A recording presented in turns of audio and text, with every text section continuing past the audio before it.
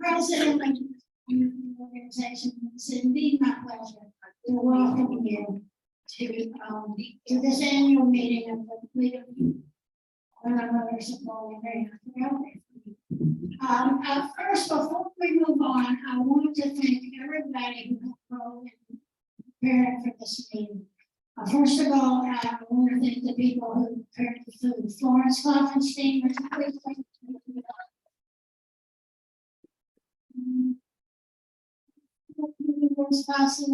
she organized the committee. Jean Geist was on the committee. Yes, I'm getting to you. Then I say, did I forget anybody? Karen Wood, and there was somebody else. Sandy Rowland. I said Jean Geist, but she won't stand up. So. And anybody else, because I don't ever want to forget people. It's easy to know. Okay, all right, thank you all. Everyone really uses the cliche, but everybody knows it takes a village. These things don't happen by themselves. So we appreciate all that help. The next thing I'd like to do might take a little time, but if you use economy of expression, we can get through it pretty fast. We did this once and people seem to like it. I would like all of you to stand up and just say your name. If there's anything interesting about you that we need to know, you can say that, like you're an officer or something. It'll take a little while to get around, but there's some new people here and some people who haven't met each other. So if we could do that very quickly, I would appreciate it. I'm going to start with this table right here with, with Lindsay Jones. Hi, my name is Lindsay Joe. I've been a member of the league for about a year and a half. Hopefully after today we'll be on the board, and I'm also the chair of the mental health. Hello, I'm joining members of the board. I just couldn't keep up with all the women doing all these great things.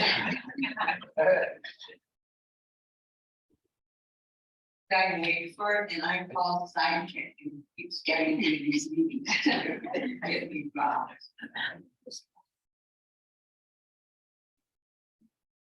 Hi, I'm Julie. I'm a new member.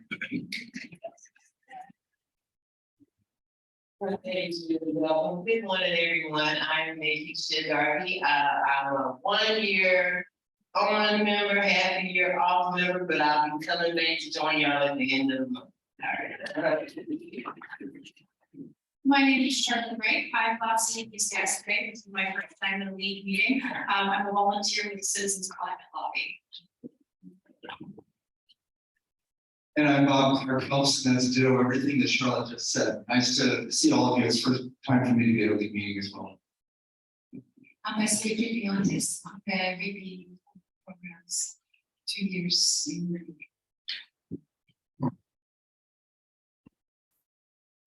Morning, I'm Joan Calicat. I've been a member, I think, since about 2007.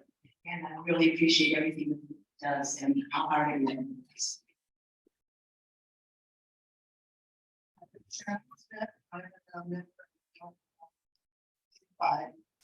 Very happy.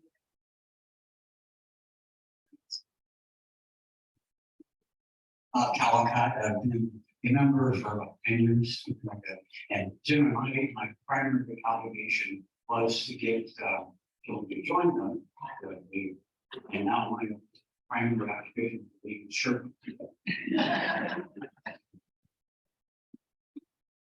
And Baker and I just been a member for about 4 or 5 months. I'm Matt Kaufman. I think I've been a member for almost a year exactly at this point. And I held a meeting with getting in touch with BGSU to do some recruit some students. Hi, I'm Ellen Dalton. I am on the board. I have had most of the offices. Sometimes we've got different. Everyone. I'm Debbie Dolke. I've been a member a couple of years and I came to the league via redistricting. That's really one of my major interests. I'm Shar Sher. I have been a long-term member of the league. I am currently the director of for technology, which means I kind of do the Zooms and things like that involve technology. We have a brand new camera today that the league is going to be using in future meetings where we can record the meetings, put them on YouTube, or down and so forth. We're gonna get a laptop to go with it. It hasn't come yet. It can be buy. So anyway, the camera's down here if anybody wants to take a look at it. Otherwise, we'll be ready for the next meeting like this. And the other thing I was doing was the mental health committee, and I'm so delighted that Lindsay's going to be the chair. I've been trying to not do that for a while.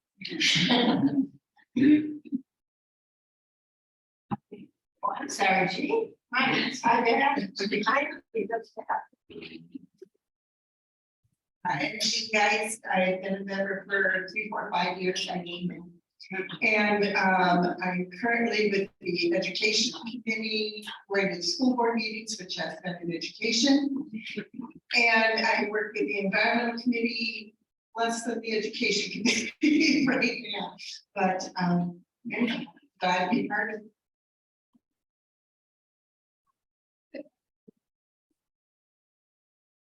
Joyce Kepke, retiring from the board, but still active. Let's go on. Boy, and then a member of the league for. Christina Gunther, I really appreciate the work that the league does, and I'm so thankful to you all for your regular visits and all the information that we really keep us informed. Thank you. Marcia Suter, I'm chair of the scholarship committee. Good morning, everybody. I'm Beatrice Gunther, and I have been a member for very long, maybe 1 or 2 years, and I have to echo my sister's comments that we really are very much to have this league in Wolverine. Roger Anderson, and I was president of this esteemed body, 2009 to 2011, and I enjoyed it very much, and still enjoy the meeting a great deal.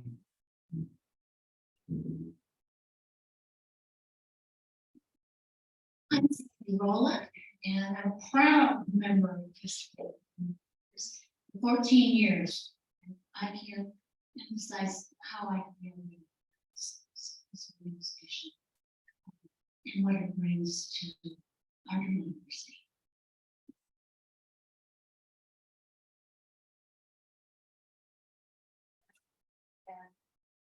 Canada having hear from everyone. Why I'm and it's hope. It's hope. Like, well, the audacity of hope. I reread it. That's I'm Kay Surgent, and I was lucky enough to be president twice, and I've been a member for 53 years.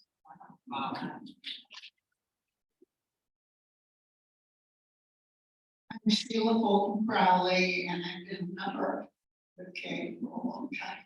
And I love the league because it's an intelligent interpreter of democracy. I'm Sharon Hanna, and I've been a member for 53 years as well. It's always been stimulating, always been consequential, and I'm proud to be a member.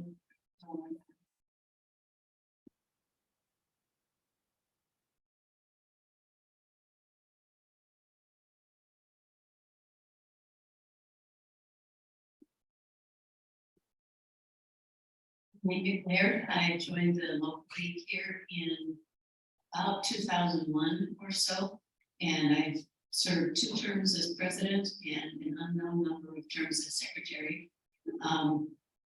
And I'm on the nominations list for this election. And if I don't shut up, shut up. Marilyn Levinson, I've been about 6, 7 years, and I do the photography. I'm Marcia Rachinsky, and I've been a member years. And I do voter reg when I can.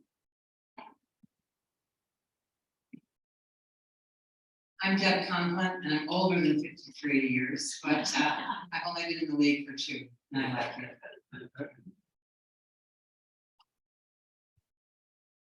And lastly,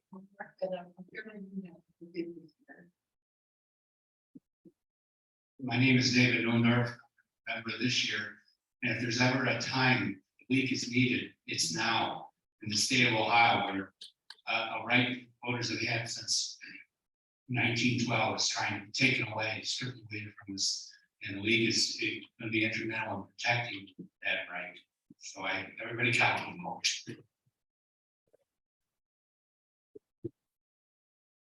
I'm Mary Cottle, and I serve 4 years. I'm Kaitlyn, I'm a member for Discovery. Wendy Show, and I've been a member for just a few months. This is my first.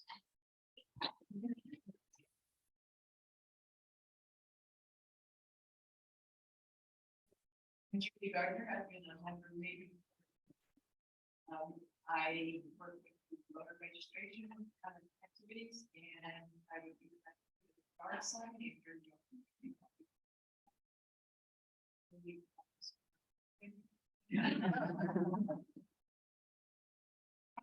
I'm Blair John, and I'm Vice President for membership.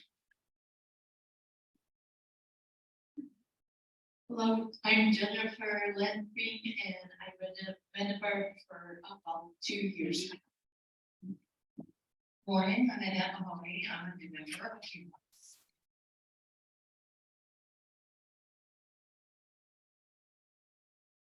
Here, that this is my 2nd year. I've admired the work of the league for years, and probably. My name is Charlotte Gatzner, and I am starting to work with Charlotte. I'm a vote for the website as well as the patent stuff for the legislative watch. Yes, I'm a person. I just graduated from Bowling Green High School, and I was fortunate enough to be the league scholarship recipient.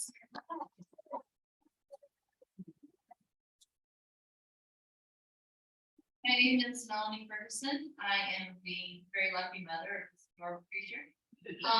Also guest of Ellen today, who was gracious enough to invite me. And I've been an educator in Bowling Green schools for about 27 years, so there are a lot of familiar faces out there. I'm behind you, go.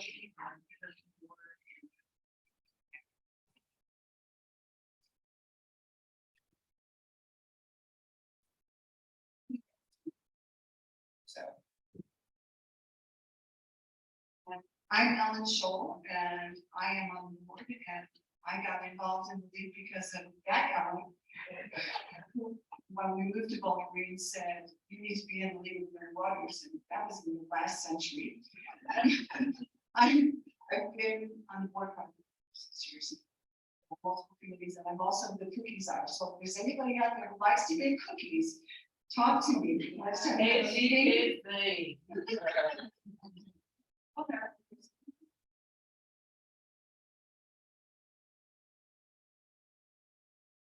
Hi, I'm Gail Sonda.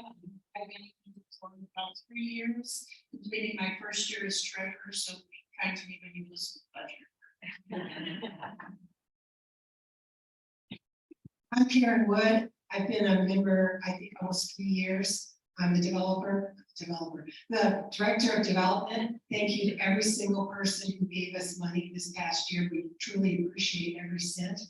And before I hand this over, I want to thank Janet Parsh for being our illustrious president.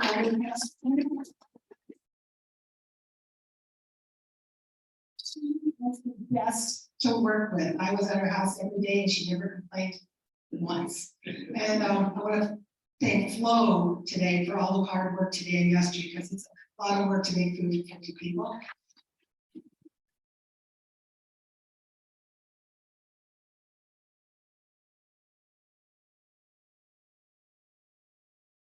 I'm Caitlin Elliott. I'm the secretary and active community democracy worker. What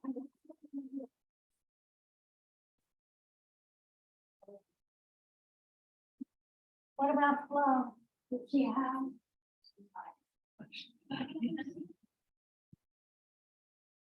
We'll make Flo come out later.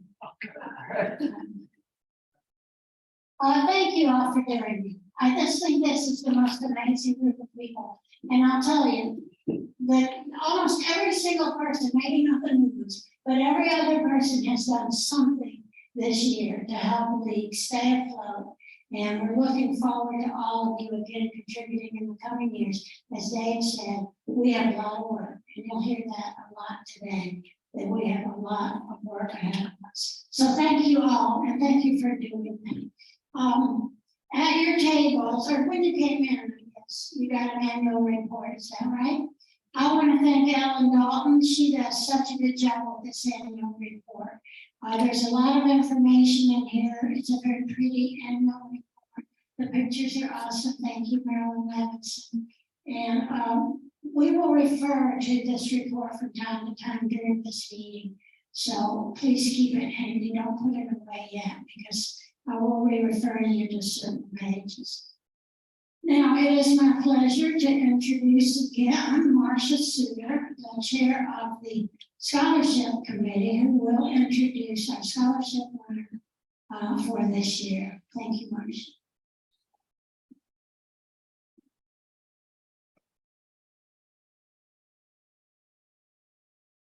Since we are thanking people, I will continue to thank people. The scholarship committee members this year were Judy Gardner, Barbara Moses, Deborah Shockett, and Randy Kreischer. And I thank them for putting in the time and effort needed for that committee and for the league. The committee was not surprised, but delighted to once again discover a young person who exemplifies the league's values and principles. Emma Ferguson is the recipient of this year's $1,000 scholarship plus a one-year membership in the Bowling Green League. Several of her activities and achievements were significant factors in the committee's selection decision. She was on the honor roll all 4 years, in the National Honor Society for 2 years, in the Société Honoraire de Français 3 years. She held several offices in the BG FFA chapter, was active in the drama club and music productions, was a cheerleader 4 years, and varsity captain her senior year. There are more, believe me, but my time is limited up here. Emma's service to the Bowling Green community is impressive as well. She was a fundraiser for a nationwide children's hospital, the Kiwanis Pancake Breakfast, the story reader for second graders, and again, there's more. Did I also say she works part-time? Emma is interested in improving our environment, curtailing industrialized agriculture, and returning Lake Erie to its previous beautiful and clean condition. As a zoology major at the Ohio State University, it seems she will build upon a foundation started in Bowling Green to make these aspirations reality. We are pleased that Emma is here this morning with her proud mother, Melanie Ferguson. Would you like to say anything? Much for having me here today. I really admire what Lee does, and I'm super excited to now be a voting member of the community. And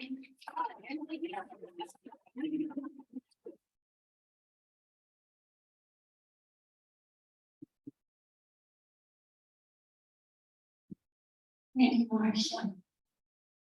I'll add my welcome. We're really proud of you, and we look forward to working with you. Now, I'm going to take a little break here because the speakers are next. We're going to have a program, as you well know, from the people who attended the convention last weekend in Columbus. Yes, it was only last weekend, so they really haven't had a whole lot of time to prepare. From what I hear, They did a great job there, and I'm not at all surprised. And they're gonna give us a roadmap. I think they're gonna give us some ideas of what we can do to address the crisis that lies ahead that we're living through right now. But while they're setting up, go ahead and bust some of your plates if you've got any, or just, take your time, relax for a minute while they can look this.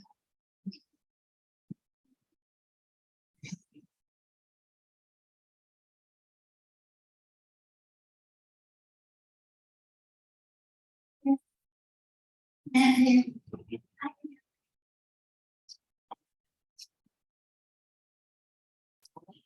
The other, I think she's wired. It's just really quiet.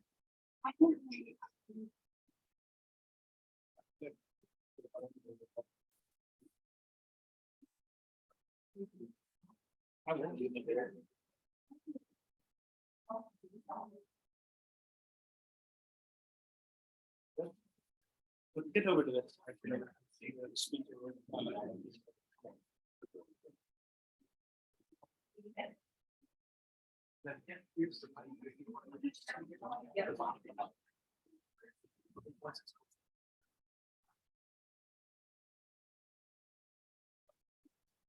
Yeah. There's a back trainer.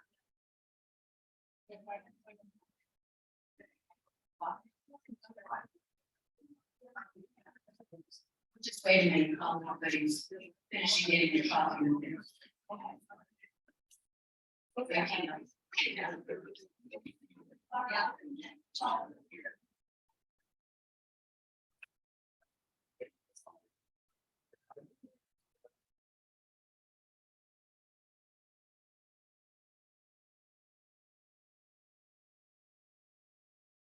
Good morning.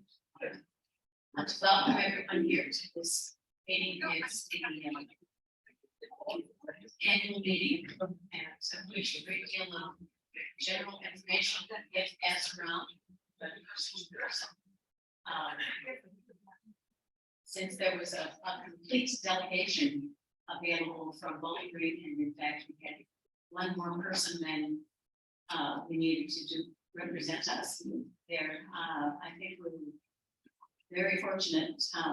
People paid a lot of attention to us because we all spread around and tried to go to a variety of sessions. It's a state league meeting is a great way to find out not only fresh information, but also good, solid information about how to operate your league and what kinds of things you can do. So we're going to be giving a brief run through of some of that, and then we'll talk about our big program for this fall. I was secretary of the league for the last two years at the state level, and the 2 years prior to that, I was a member of the board also, but it was kind of like getting trained to do the rest of the material. I have been president at this league, and I'm on the ballot to be president again. At any rate, so as president, I looked through the workshops and presentations that they were having to see what kinds of advice they had for people who were running meetings, setting up meetings.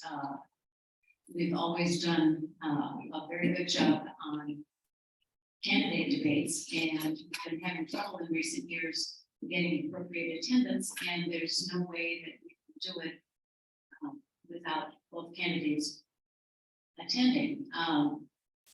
But in point of fact, there is a way, and sometimes they call it kind of speed dating. So we may need to practice that this year, but I also attended a session on the moderator can do to help people on, because I'm frequently called on to be a moderator, and a number of other things. There was one, in fact, on monetary policy, which sounds like a great way to fall asleep. But it actually was very, very interesting, and I came away with a couple of publications that this man put out. And I think perhaps we should consider doing that presentation later in the year when I'm working with obviously first priorities now. So those are some of the things that I covered while I was going to meetings and workshops and presentations and seeing people that I have seen there for years, and it's a great way to find out how League works, and it's a great way to meet other people around the state, so that if you need something from, say, Columbus, you know who the people are that you can get in contact with, so.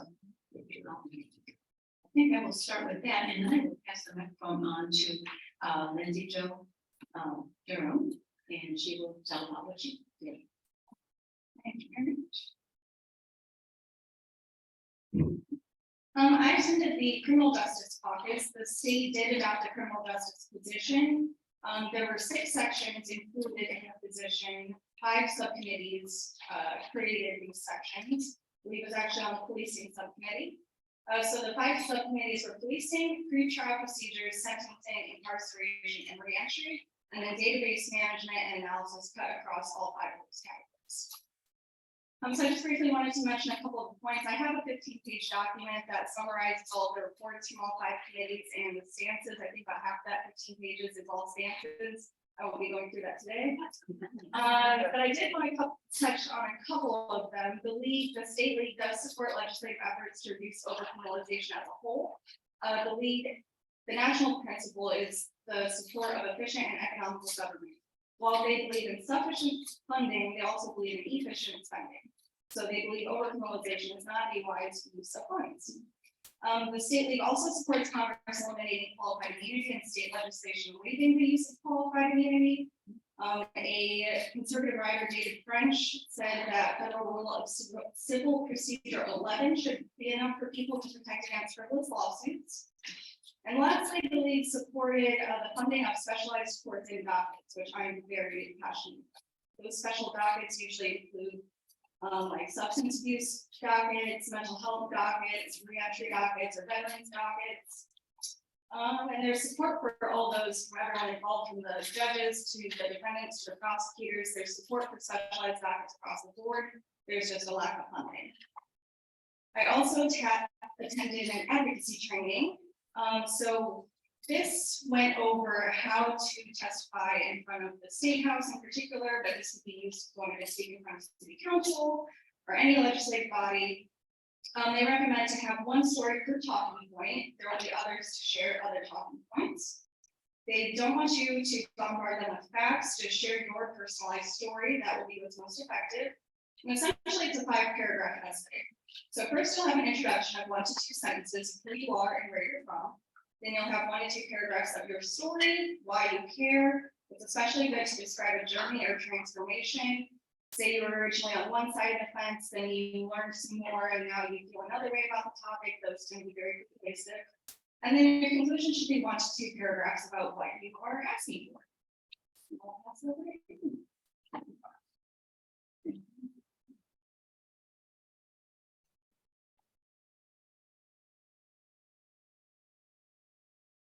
So Lindsay mentioned that there's lots and lots of information. If you're not already registered on the member corner part of the State League website, I highly recommend that you go there and register so that you can access actually almost all of the slide decks from the presentations that were available at convention for us. So you can see in more detail if any of these things that we're talking about kind of spark your interest or you'd like to learn more. That would be the place to start.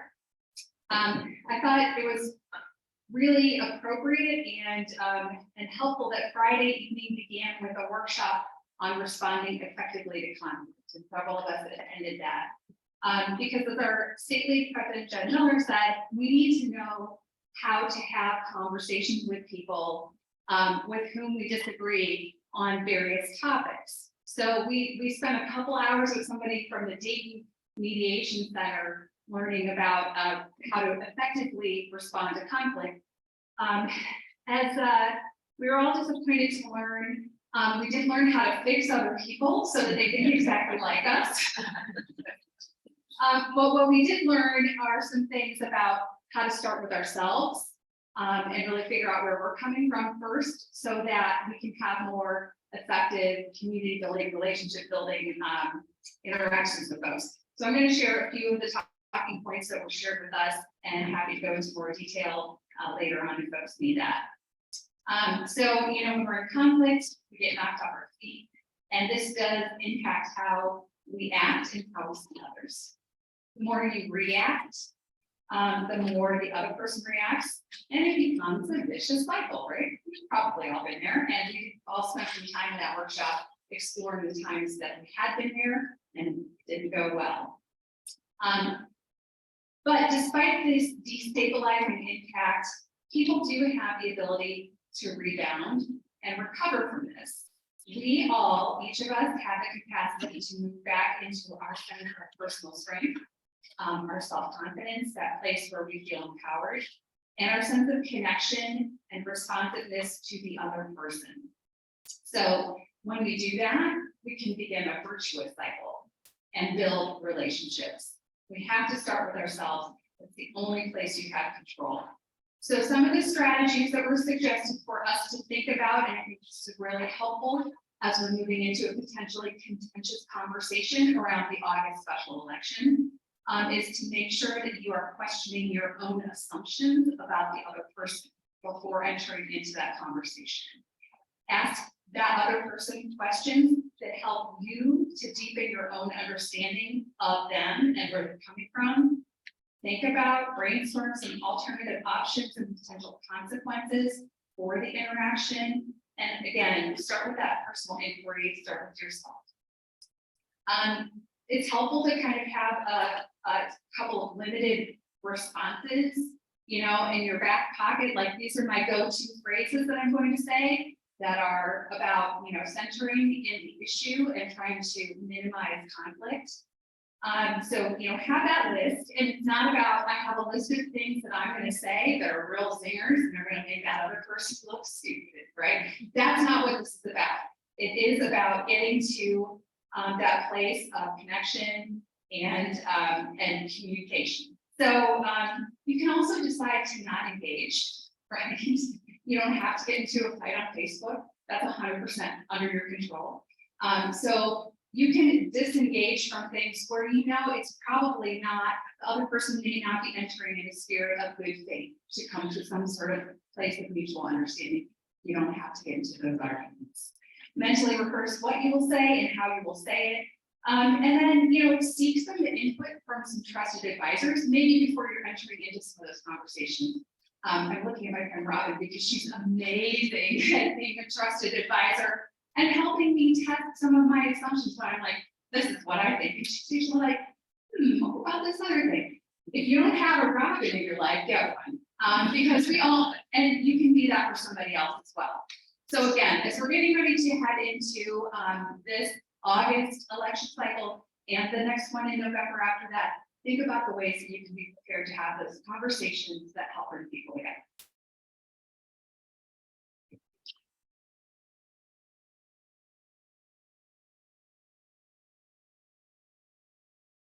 This was the convention, excluding which in caucuses, sessions, and in information. And if anybody would like to know some details, I've gone to summarize all the meetings I went to, and please let me know, and I will be happy to share with you. I'm going to talk about a couple of things here. I was really blown away by the keynote of Autumn Nguyen, who heads the Bridging Divides initiative from Princeton. She spoke about political violence, and our country and our political system are threatened by the quasi-normalization of political violence. And so that was made clear by Autumn, because her presentation was so thoroughly researched. We saw data, hard data, with diagrams and lots of numbers. And she explained everything extremely well. That's what's going on in the country. So my takeaway from this, and how it refers back to think, is that we need voters as a defender of democracy can focus on the risks of political violence in Ohio and elsewhere, and help political leaders to prepare to face successfully the tensions that will come up, I'm sure, in the next election, 2024. The next thing I would like to talk to is how we can use media effectively. This is very important because in August 8th, we're going to have the selection, right? That's the first one to come. And the media is a great tool, I still understand, to use in order to influence public opinion. I learned from that consultant who was there, who is extremely competent to talk about media, a lot of things, what modalities we will use. And I will just mention them. Media advisories, what they are, press releases, what they are, letters to the editor, I'm sure you know that, op-eds, which we may not be able to write because the editorial boards that write those, but one can be a guest columnist if a newspaper wants to have us, you know. And then, of course, TV and radio interviews, how to pitch our story. It has to be the most interesting story of all. Social media, where we can spread the message widely and amplify it, and other digital news platforms. The presenter also emphasized one thing, that we have to know our audience very well, because by knowing who our audience is, we will customize our message to that audience. And she gave a lot of different methods of how to go about using each type of media. For instance, it is good when we write a letter to the editor to be, well, it is good for the letter to be written by a local person, not an out-of-town person. Why? Because readers want to know what their co-citizens think and write about, for instance. And it's good to use local data. I didn't know that. Again, how do you go about TV and radio interviews? If you want to be interviewed by someone on TV or the radio, you need to have established a relationship with that reporter, for instance, or that editor. And it's always good to communicate with them ahead of time, to follow them on social media, to thank them, even if you don't have an interview with them, and to establish a relationship with them. And when you give an interview, you never ever repeat the talking points of the opposition. It's as if the opposition doesn't exist. You have to repeat your own, even if you need to be repetitive. Is that boring? Maybe you just have to repeat your own message. I will not say more, but there is a wealth of information about what we can do to use the media effectively, especially in view of the upcoming elections. Thank you. So I'm going to use my teacher's voice because I have thoughts. A number of the presentations that I attended were about voting. Voting is my thing. I'm also a member of the Ohio Voter Rights Coalition, and we have an education training team where we're giving presentations on the new voting laws, and making sure that people know how to vote. I gave one last night. I know most of you were not there. The slides will be given to you, but please think of another venue. Janet suggested that I give a presentation at the Senior Center. If you know of any other venue where people need to know about the new laws and how to be prepared to vote, let me know. So one of the things that I want to emphasize is in terms of the new voting laws, we now have the strictest voter ID law in the nation, or one of the strictest. You have to have a specific type of photo ID. So I don't have enough time to go into this, but I do want to do a plug for two organizations. Vote Riders. Vote Riders is an organization that helps people get free IDs, walk them through the process. They will even pay for the underlying documents, such as a birth certificate that you may need. And in places where there's a lot of requests, they can actually get people rides to the Bureau of Motor Vehicles to get the free ID. I'm going to put one of these cards at every table so you can look at them. I have another staff, so if you know you can use them, you can come up and get more from me. The second thing that I want to plug is election protection. So the league is also involved in this. And as you can see, they have a voter hotline. Voters can call with, if they don't know where their poll is, if there's some problem that they're having at the polls. So we sponsor this voter hotline, but we also have poll monitors where you go to the polls, you look for problems, you answer voter questions. I've been doing this for 10 years, and it's among the most interesting things that I do. And it's been fascinating to see how much the voting process has improved over that 10-year period. If you want to get involved in this, you can contact me, because I know the person who heads up the Lucas County, this Northwest Ohio election protection, is having to get together at the end of the month. So I can give you the contact information for that.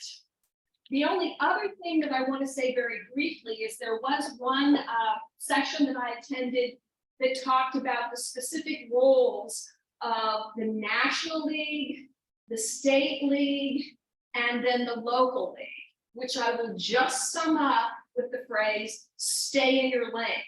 Because at these different levels, we have specific things that we're supposed to advocate for. And we shouldn't be advocating at a level that we have not been given permission to. I'm guessing that they've run into problems with people overexcited league members going into their congressmen and perhaps not conducting themselves in the best way possible. And then the National League has gotten into trouble. I also learned about this thing called the Lobby Corps, which I had not heard of. What they said in this meeting is that every league should have a member of the Lobby Corps. They apparently meet online a couple times a month, and you learn what issues are going to be discussed. Or what are going to be introduced at the state level. To give you an example, I had no idea till I went to the convention that ranked choice voting was a position that the league was considering. Didn't know about it till I got there, but apparently in the Lobby Corps, this had been discussed. So I think it would be really good if we could find somebody who wanted to be a member of the Lobby Corps. Thank you. Right. Yeah, thank you, Debbie. So my name is Matt. I was, I think, one of the only non-delegates at this convention. So I did not have to worry about any of the voting. I just kind of got to sit there and absorb the information. So a few things that I wanted to touch on. I think everyone's done a great job really talking about what we learned money can be applied towards the Vote No in August campaign. Just a few things that I wanted to add. There's one thing that I think a few of us were in on the same presentation. They held it multiple times throughout the convention, so as many of us that could attend were able to attend. One of the big things that they highlighted was that we are not alone in this fight. There is a huge coalition of like-minded organizations, both partisan and nonpartisan themselves, that are working together to make sure that we stop this ballot initiative from passing on August 8th and get people to go out and vote no. Because of that, I think one of the things that Debbie said, stay in your lane, I might say we found our niche is the way that I would phrase it. There are other organizations that are focusing on doing things, door knocking, really going right up directly to meet people at their homes and talk with them about this. I don't think this is something that we've entirely ruled out, but I know they said that a lot of it will be focusing on in terms of getting out the vote, getting in contact with people, is doing things like writing postcards or other forms of less direct relational contact like that. Another thing that I wanted to talk about, to touch on something that Vasiliki said, crafting your message for when you're talking about Vote No and other people. I think I heard one of the best bits of messaging advice on the Vote No campaign that I've used a lot when I've talked to this issue about people is that, like Vasiliki said, you really want to make sure that you are catering your message to the people that you're speaking to. And you want to be very careful about it for a couple of reasons. So, and I know this was my inclination when I first started talking about this, but I think a lot of times when people ask us, why should we vote no? What's at stake here? Some of our minds can, go ahead and jump to the ballot initiative that will be on November.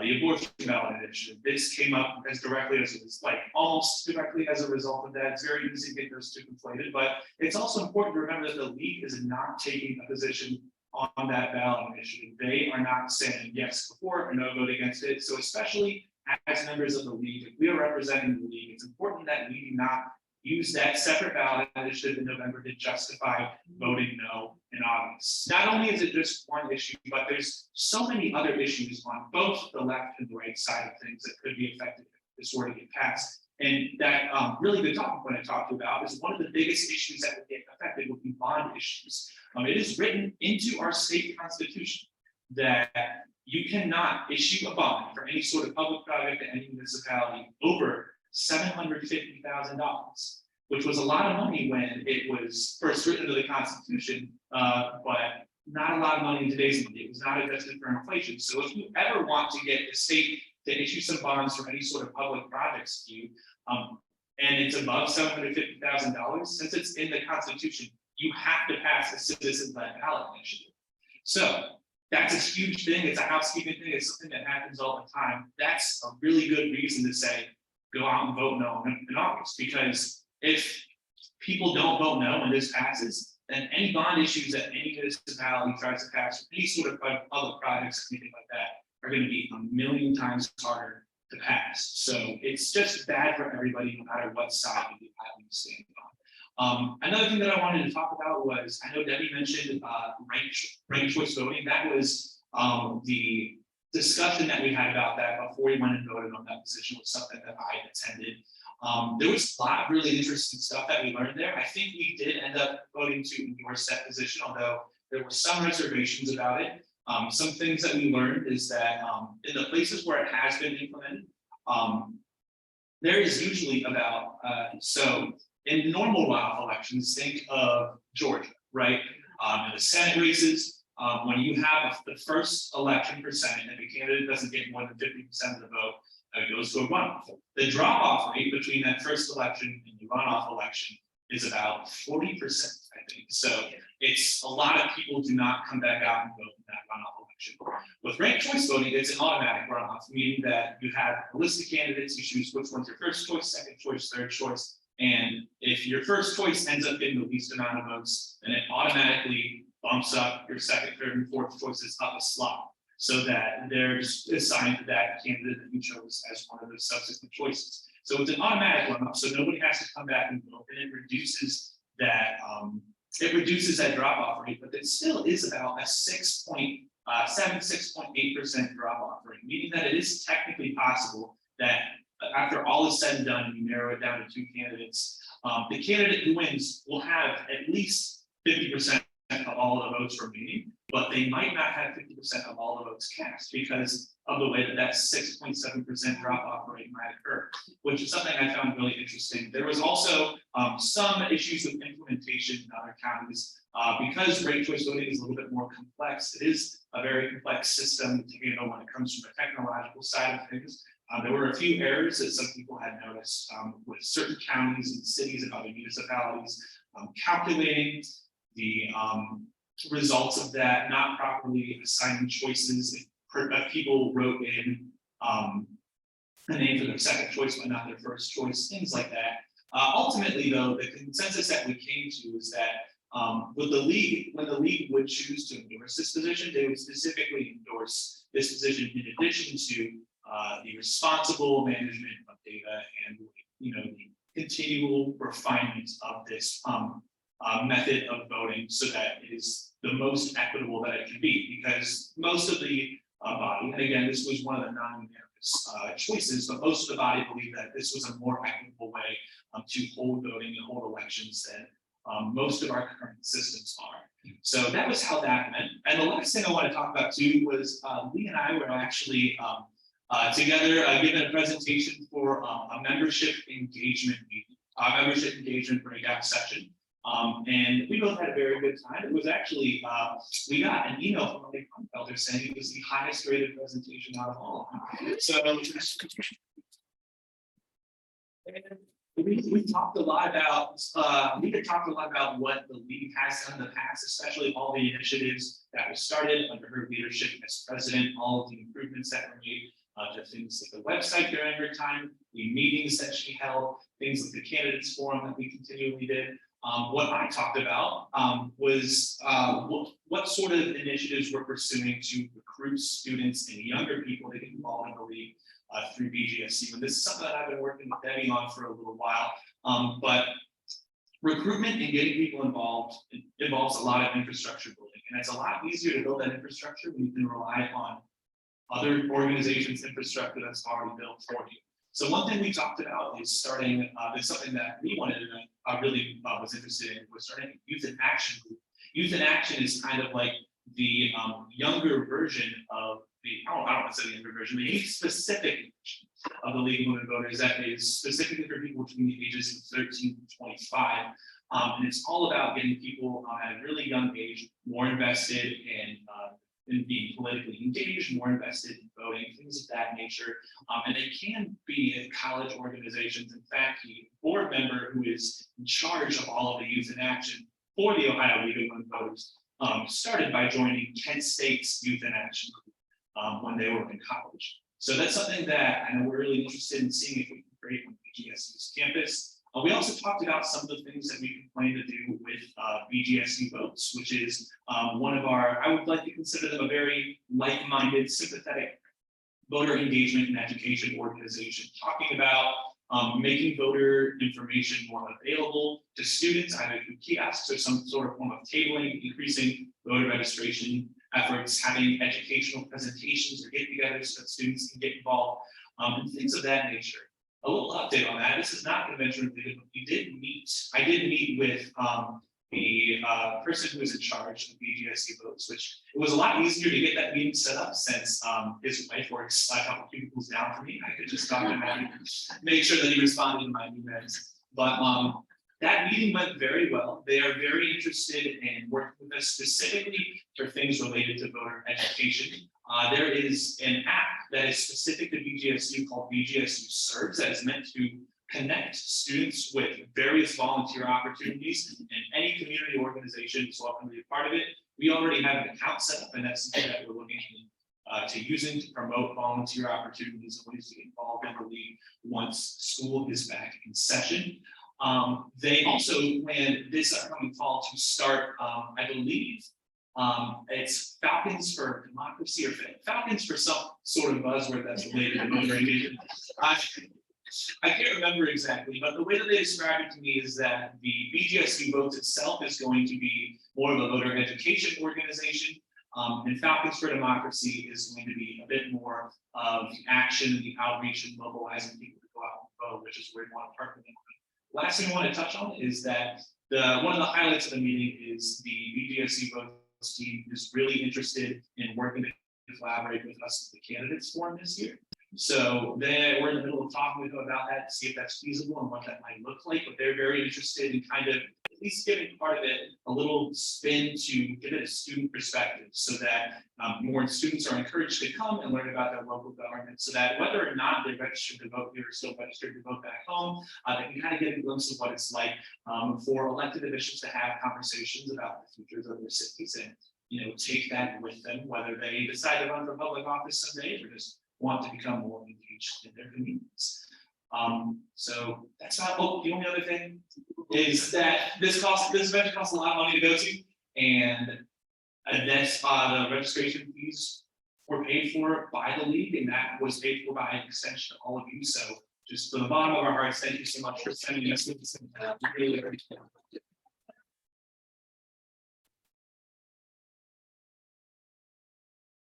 We started, and I will try to keep this as brief as possible, but obviously, the big event that's happening this year is the August election. And for whatever it's worth, it seems like a logical thing to vote no on something that's going to change the required proper vote. 50% plus one vote presently will pass a constitutional change. After this thing takes place, it will take 60% of the vote to change it, which means virtually nothing will go through. So one of the things that we're going to be doing is to try to put together some kind of organizational structure so we can all, as fits our own schedules and time and confidence, a program to put together to let people know, for instance, that there's an election in August. Unless you're in an organization like the Independent Voters or a similar politically active organization, the odds are excellent that you will not have heard about it or realize what the implications are of this thing. So we want to get the word out. So that's going to be one of the big things that we're working on right away.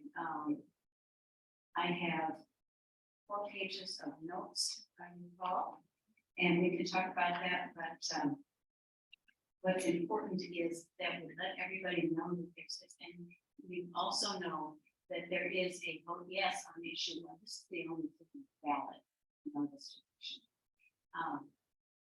I saw 2 posters yesterday, yard signs out on the highway that said vote yes on issue 1 in August. And I thought, no. So what we have to do is the other side knows about it.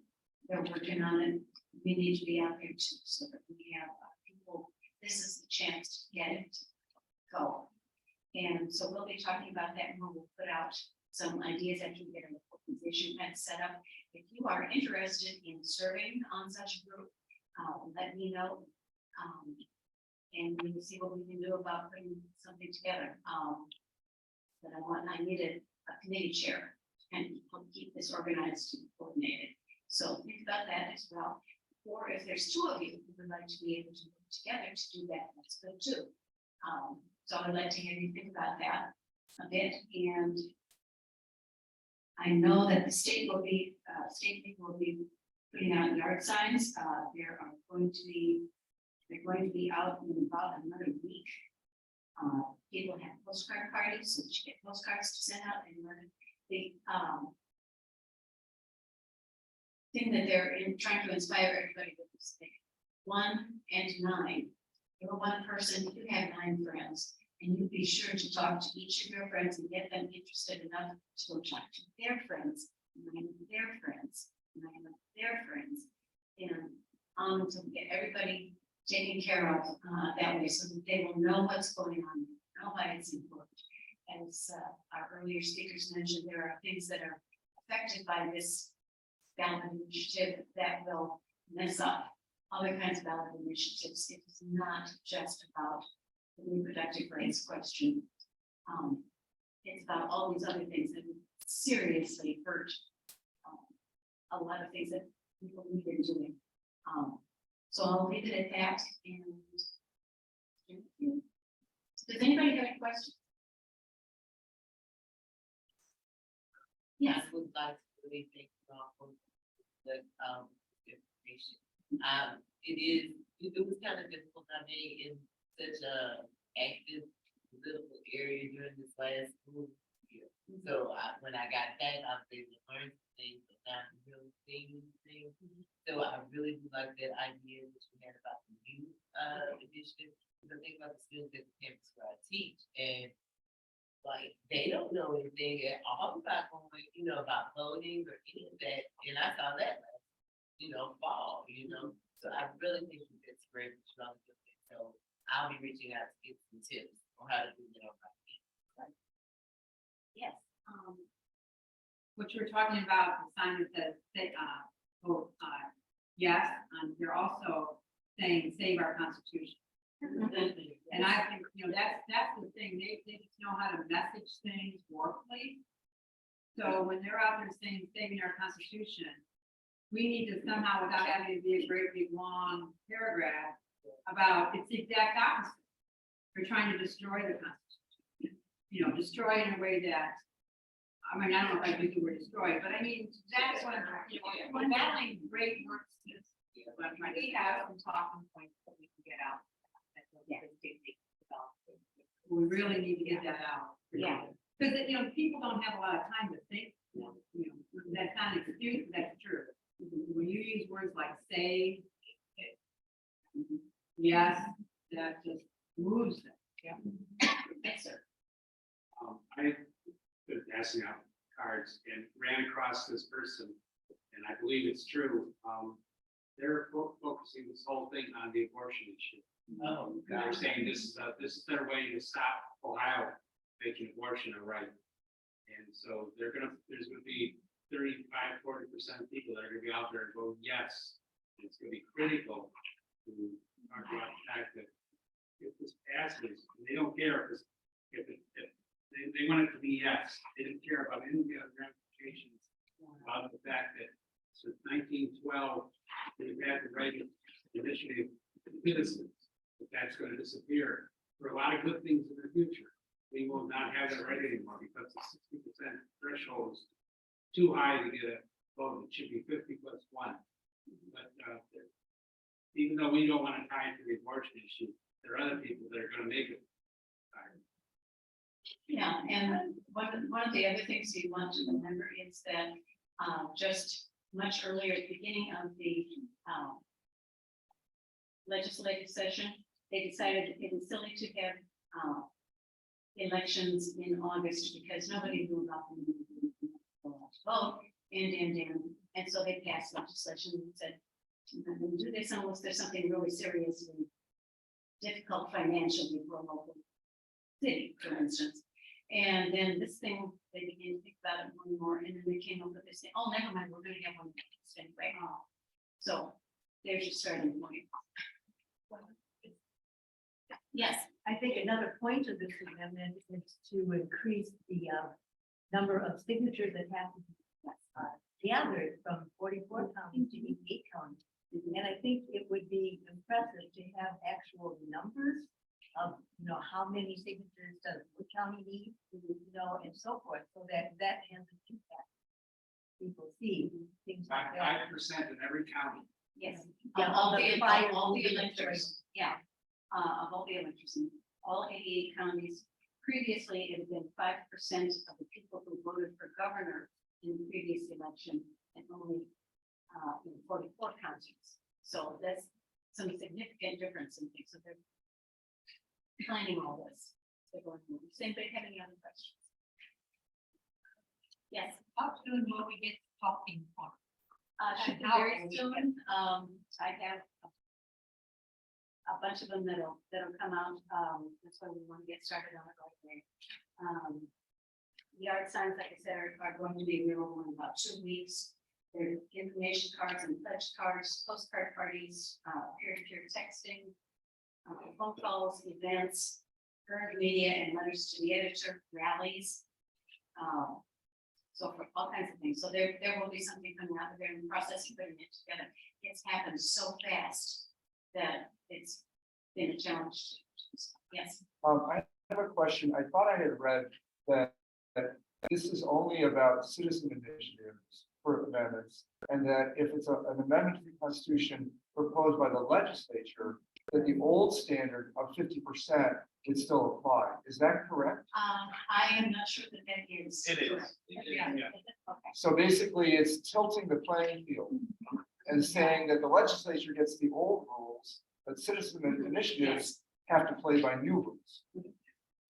Building the playing field so that big businesses with the money have the opportunity, because they can pay a lobbyist to get to the legislature. Little people, common people, don't have a means.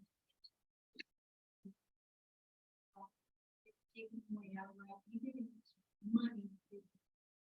Yeah, and so that's more than just one issue there. Thank you. So it's important to that one. Okay, I will turn it back to.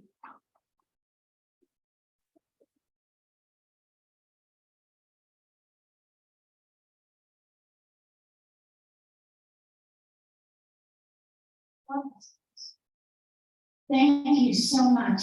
I cannot tell you enough how much I appreciate, and all of us appreciate their going to this convention. First of all, taking their time to do that and coming back and sharing all that information with us. Some of us have been talking about maybe that we could ask them to put together a little newsletter or something with everything they learned at convention and sharing it with us that way. There was a lot for us to take in, just eating flows wonderful. But, I do appreciate the fact, Matt, that you acknowledged that we supported you and paid your way. And I want to tell you, we got a return on investment that is well.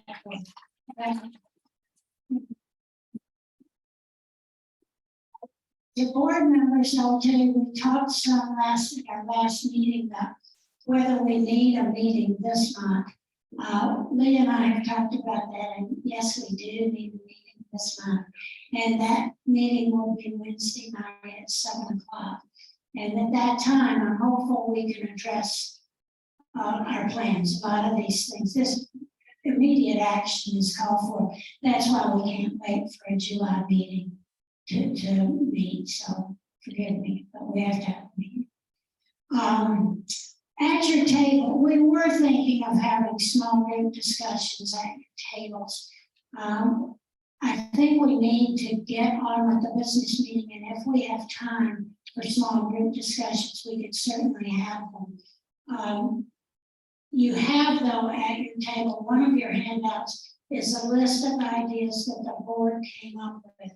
The league sent the league leaders some questions about what they thought we could do regarding the August election.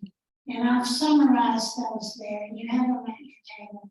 And please use that as a cheat sheet for any, you can just use that as a resource for any discussions that come up in the future. Please hang on to it though, because we might get back to it today and we might not. The business is really critical that we have to take care of. With regard to what the state league asked us, though, I will tell you this. We have ordered, now this is where you come in. I mean, to write to me and say, how many vote no cards do you want? It's a wild guess, right? I don't know. The league, the board put thought into it and gave me the math and everybody was saying that. So what we did was order 500 vote no call cards. Those cards you see around, and many of you have those. Some of you came to my house and got some. There's some back on the table. So we do have 500 of those. We have 1,000 postcards, or we will have when they send them to us. With a league of 125 to 130 people, we should be able to do 1,000 postcards with no problem. We ordered 100 yard signs. We figure 100 and some numbers, everybody takes one and gives one, or gives 4. we can get those out, and we'll have those, like we said, next week sometime.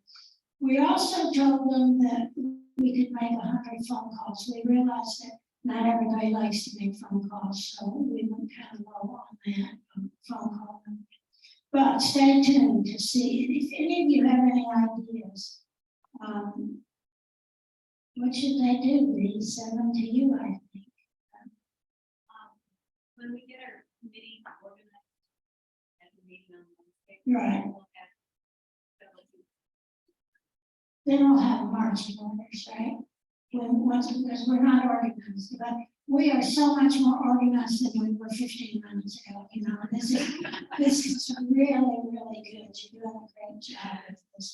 Does anybody have any more comments on that before we move into this part of the meeting? Russell? Sure. I think we should put together.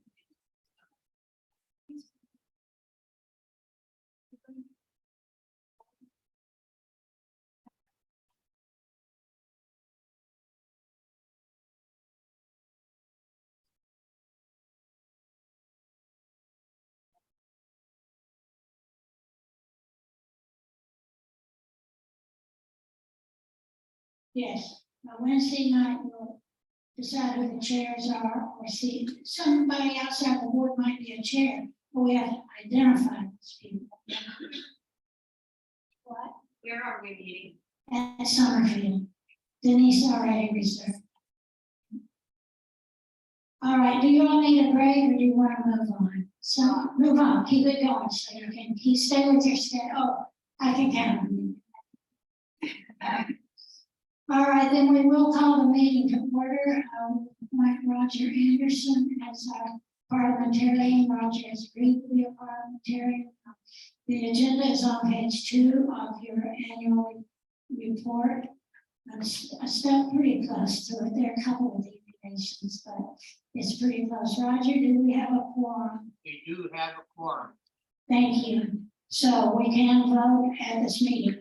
You got a lot of, you got 5, I think, documents ahead of time. So that should go pretty fast because you had an opportunity to respond to those documents ahead of time. Some people did respond, and we made the necessary adjustments. So we can move on from here. Before we move on to the secretary, though, I need to appoint the minutes review committee for this year's minutes that will be approved at next year's annual meeting. If you'll stand, please.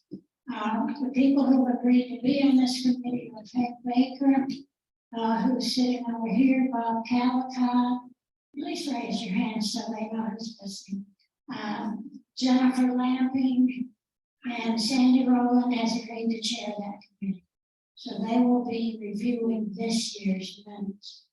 The people who reviewed last year's minutes and they're published on pages 4 and 5 of your annual report.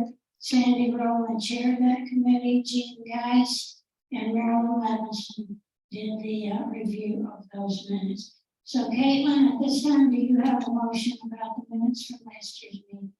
I move to approve the minute of that annual meeting. It's been moved and seconded to approve last year's minutes. Are there any additions or corrections to those minutes? Hearing none, the minutes are approved as read. Thank you. Or I'll let you vote. Okay, everybody will vote. How many approved? All right, thank you. Okay, now, the treasure, thank you so much, Caitlin.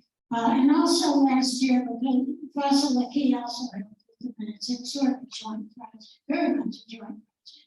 So thank you. The treasurer's report is coming up to the light now.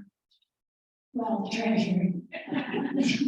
It's on pages 18 to 20 in the report.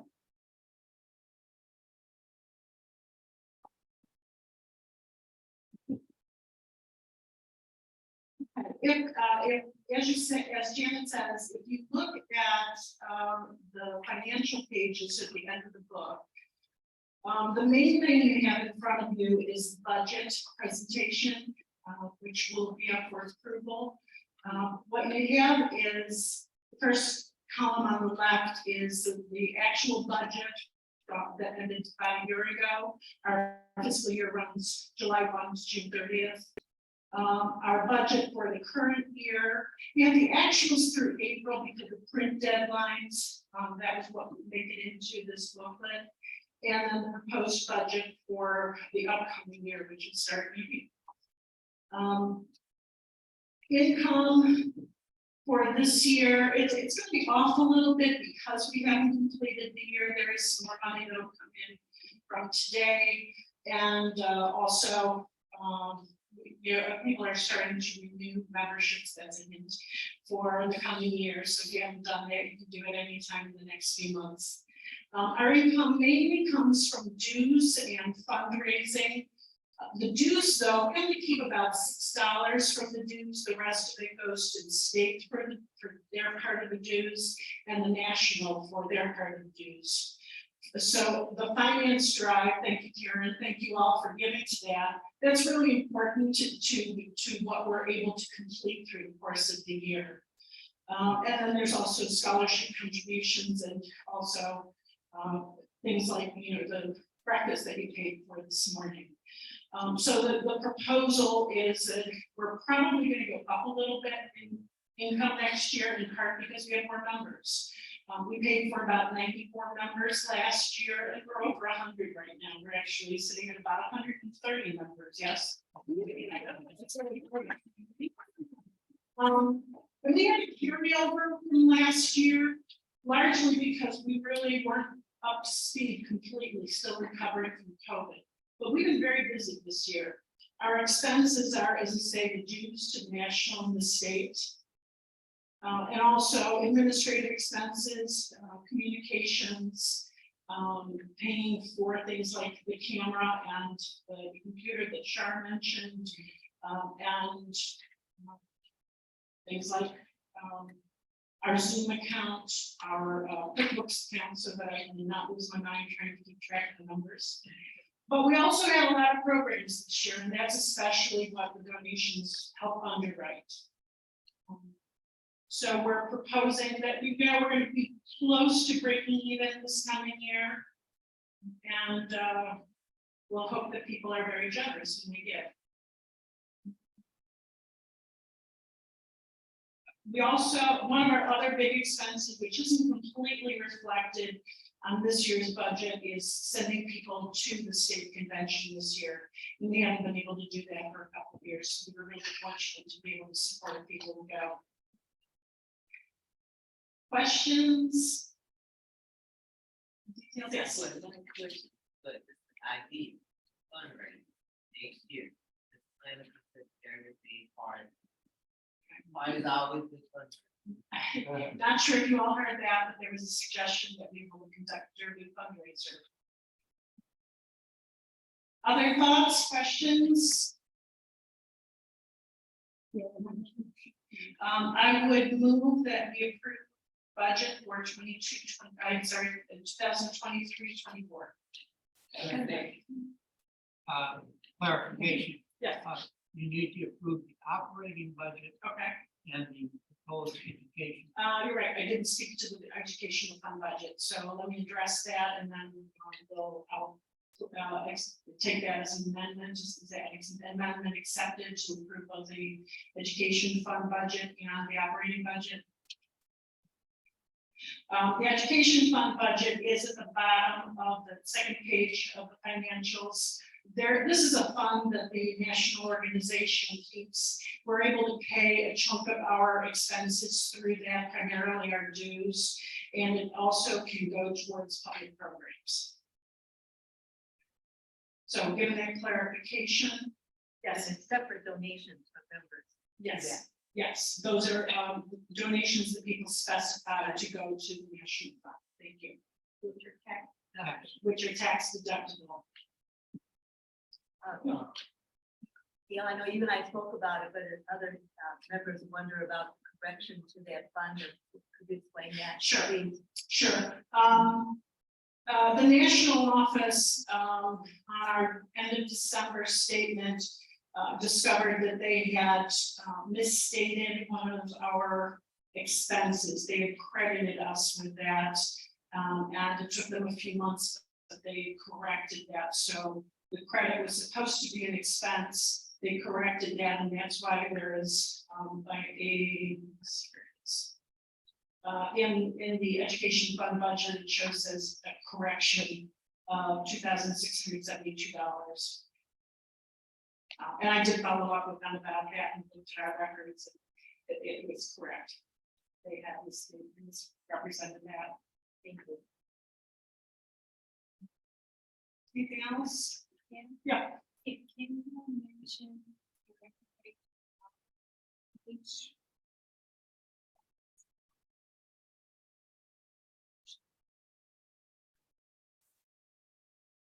The only ones that are tax deductible are the ones that go to the national office. They are. Yep. Yeah. So what? Yeah, the education fund. That's the only one. Yeah, the local chapter is not tax exempt, so that is not, we can't count those contributions. So,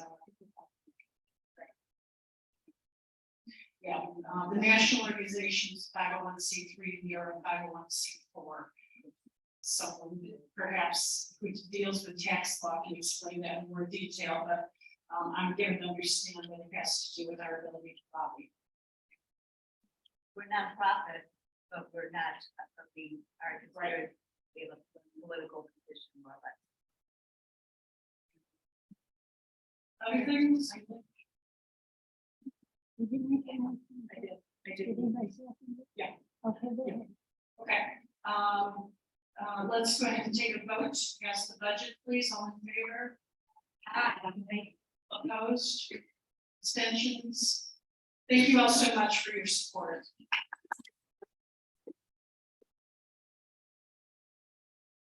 Which doesn't divide that, I should have done that, our 501c4 is that we are not a charitable organization. We are not sharing. The word political is in our mission statement, so. This, you can hear it. Thank you so much, Gail. We're fortunate to have such a reliable treasurer and do our money work for us. Many of us do not find that to be a strong suit. That was your Gail, excuse me, that was her report, right? The one that's on pages 18 and 20. Did you, Gail, did you present your budget for next year, which is on page 19? You did that too, so I approved all of that. Thank you. I should have been listening better. Okay, thank you. I want to thank the budget committee too, and the financial review committee. I thank everybody. You just done a wonderful job. Now, this time it doesn't show it explicitly on the agenda, but I would like to ask the committee chairs if you have announcements or agenda items that you'd like to address at this time. I know, Elaine, you mentioned something about the naturalization.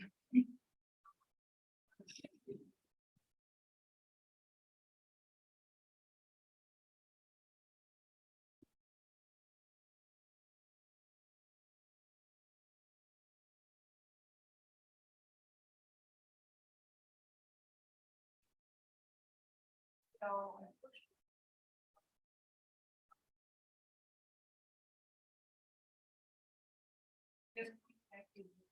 They have, yeah, so that's good, but anyone else who not on the committee would like to do this, so we can get it to today. Is 11 o'clock on July 1st, just email me for.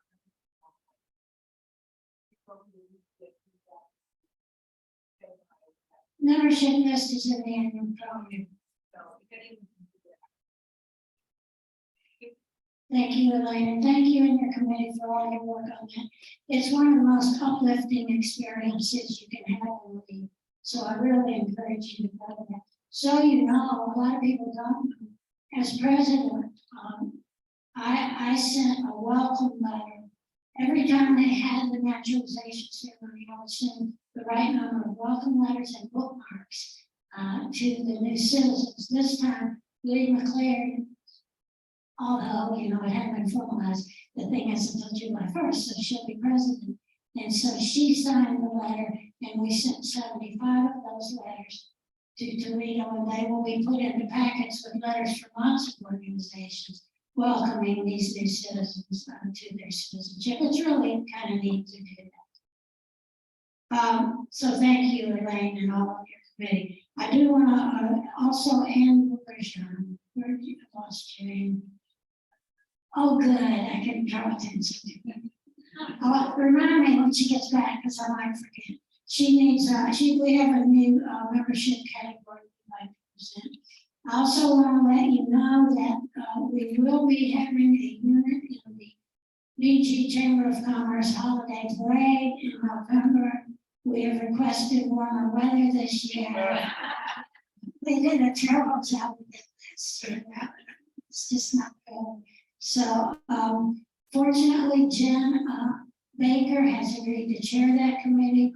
She'll be fabulous, and she will be looking for committee members to help her do that.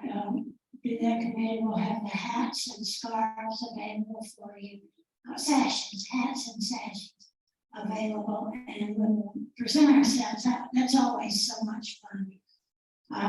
Any other committee members chairs have any? Okay.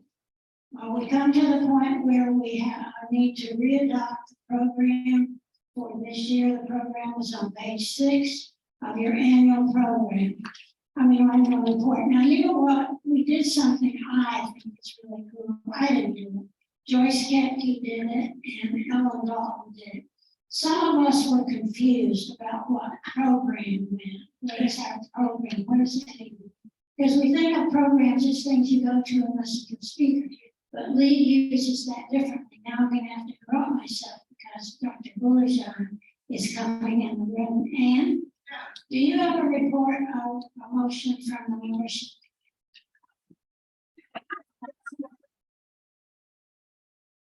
Sorry, how many? Yeah, so the $45 first time household membership. And I'd like to move that we have a new membership. We're very informal here. Exactly. And you know how we have first time membership for a single membership is $30 for $15, $30, which is half $60. This is why I've never been treasurer and never been paid. Exactly. Okay. So we. Right, and we've never had that. But we're getting a lot more household memberships now, so we needed to accommodate that. So Anne is moving. Yes, Sandy. And so, okay, all right. We got that. We have a new membership category for household members, which is 2 people, not the whole house. They don't have to be married. They don't have to be married, they don't have to be boys or girls or anything, they just be living together. Living together. And there's only 2 of them. I need a vote on it. Yes, but we did get a second. So all those in favor of that, please signify by saying aye. Opposed, same sign. Abstentions. Thank you very much. Now back to the program. I hope you held that thought because the league uses the word program differently. Our program it consists of the things that we support, the things we have positions on. I won't go into a big deal about it because Joyce Kepke did that. You look on the inside of your front cover. On the inside of your front cover is an essay that Joyce Kepke wrote from her many years of experience in Lee. And that explains what our programs and positions are. I encourage you to read that. Not now, because we don't have time, but I do encourage you to read it, because it really clarifies a lot of things. And this is the type of thing Lee McLaird is talking about, initiating new members into this type of information, so that they learn it long before some of the rest of us can capture this information. Now, on the inside back cover is the position that we are focusing on this year. It's called the Campaign for Making Democracy Work. And that's what we're using as part of our local program this year. So that's from national, and that is awesome. It's really explained here. So anyway, on page 6, I will need a motion to approve the local program for Joyce. Joyce made the motion that we approve the local program. Ellen Schultz seconded it. Any discussion? You might notice that we still have a senior concerns committee, even though we voted to not, that it's pretty inactive right now, but we still kept the committee. All right, all those in favor of the program, raise your hand. Opposed? Abstentions? Thank you.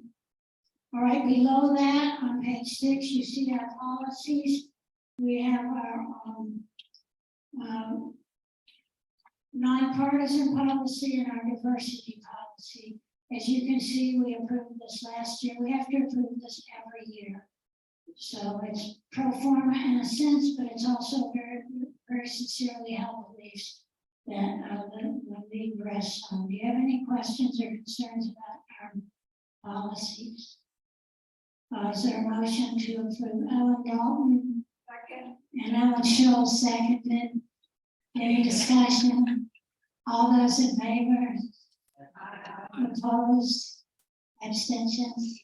This is fabulous. Okay, thank you. That's approved. All right, now we come to the exciting part of the program, and that is the nominating committee report. Your nominating committee report is on page 2 of your annual report. This was sent to you earlier. I want to thank Maria Simone, could not be here, but she chaired the committee made up of Sandy Rowland, Deborah Shockett, Paul Haas, Ellen Shaw, and I thank you all very much for your work. The committee, the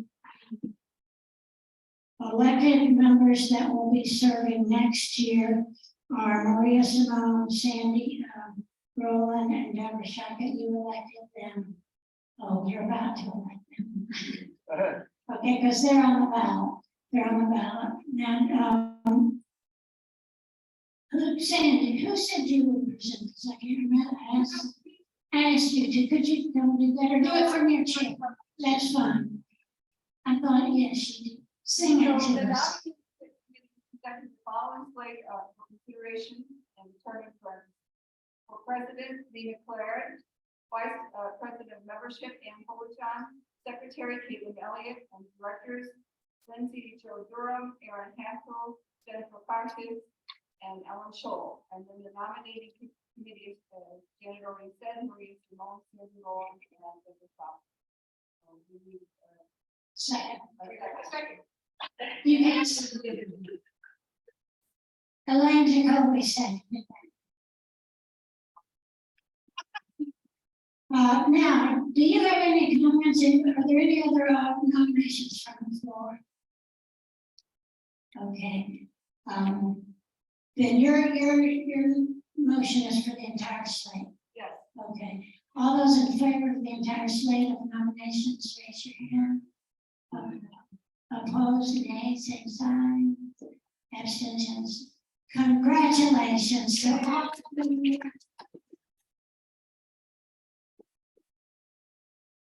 We are fortunate to have a nominations committee that's willing to put in the work and energy to get people to run for office. If you've been in organizations, you know that's not always easy.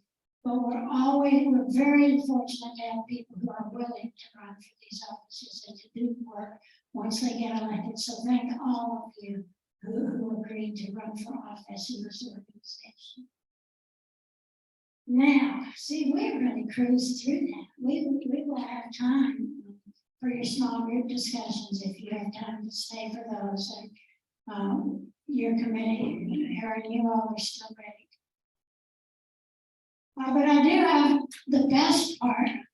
The best part of this particular meeting today is on page 17. And this is really hard. On page 17, you will see, yeah. Why do I always forget something? Don't say a word about age. Okay. The bylaws are on pages 7 through 10. And you got those in advance. Some people made suggestions there. Ellen will explain them. Okay, bylaws are dusty and not very many people will actually sit and read them. Janet has read them and digested them and made them part of her life. She always. And there's a few members, a few people on the committee this year, was Aaron Hochtel and Lee McLaird and myself, are proposing a few amendments. The bylaws are serious because the bylaws dictate how the organization runs, and we want to make sure both that the bylaws fit with what we do, and what we do fits with the bylaws. So sometimes the suggestions are one way or the other. So we have 3 proposed amendments. There should be copies on each table of the proposed amendments if you can find them, and you can read them along. Article 4, Board of Directors. The section 1 is the name, manner, and selection and term of office. That's the title of that section. And the way it reads right now, the elected members shall appoint such additional directors not exceeding 4 as they deem necessary to carry on the work of the league. We have just elected 4 board members this year. We will elect more board members next year. The cycle keeps repeating itself. So we have an elected board of 8. But then that elected board can appoint additional directors as well. So the terms of office of the appointed directors should be 1 year until expire June 30th following the annual meeting. The board of directors shall appoint one of the elected directors to be the development director. So our proposed revision is that the elected board members, that clarifies who it is that appoints the additional directors. It's the elected board members shall appoint such additional directors not exceeding 4, blah, blah, blah. It's all the same. Then the next sentence says the board of directors shall appoint a development director and a technology director. Then these positions may be filled by an elected director or by an appointed director. And then the last sentence, terms of office of the appointed director shall be 1 year and shall expire June 30th following the annual meeting. So that verbiage is the same. So the rationale for this suggestion is that it removes the requirement that the development director be an elected member. The development director could be the person who is best suited to be the development director, whether they're elected or appointed. Which broadens the number of people who can serve on the board. And that's the important thing is when you're on the board, you learn how the organization works, and then you get experience in this. And so when we're looking for officers in the future, we look at board members because they have experience. So the more people with experience, the more potential leaders we have.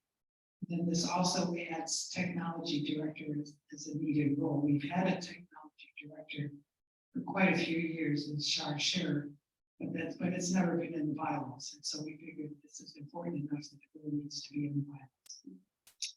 Okay, the second, we'll just vote on these all together. The second one is for the Financial Review Committee. It's Article 6, Section 5. Yes. I just have a question. We indicate how long the elected board members can 2-year terms of office, but not how long the elected directors are. And there's a 2-year term. Yes, yes. That's not. I think it may be in an earlier section where we talk about the elected directors. I think it's already, in there. But I'll check. It's- Okay, then, the board of, so the current verbiage for section 5 of the financial review committee is the board of directors shall appoint a committee to review their prior year financial records no later than 60 days following the close of the fiscal year. Our proposed revision is at the close of the current fiscal year, the board of directors shall appoint a financial review committee of 4 or 5 members, including a past member of the committee for continuity, and the current treasurer is an ad hoc member. The review should be completed by September 30th. And the rationale is that we provide more detail about the composition of the financial review committee, the 4 to 5 members of who should be on, and the timeline.